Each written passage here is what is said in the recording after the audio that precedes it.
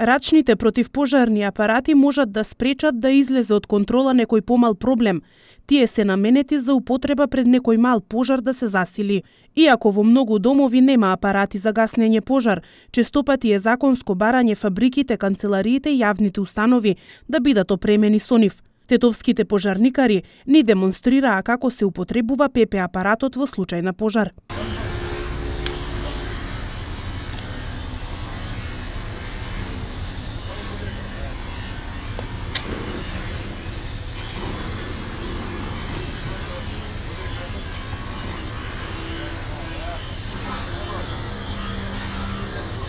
Тоа беше една импровизација на појавување на пожар, кај што ние како припадници од противпожарната единица Тетово, значи прво го локализиравме пожарот, значи екипата на противпожарната единица Тетово го локализираше пожарот, но и скроз го ликвидираше тој појавен пожар.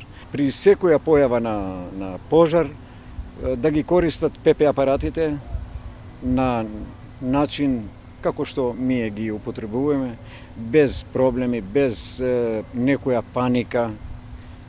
Зборот ми е пожарот да се гаси без никаква паника и во случај кога не можат нашите граѓани да го локализират тој појавен пожар, тука сме ние 193 бројот и одма ќе идеме да им излеземе во пресвет на нашите граѓани. Од територијалната противпожарна единица советуваат дека и сопствениците на патнички моторни возила треба да поседуваат ПП апарати. Противпожарни апарати имаме ние овдека, значи постои сервисот во кругот на противпожарната единица Тетово, но може да се набават и на други места кај што се набавуваат, се продават тие ПП апарати.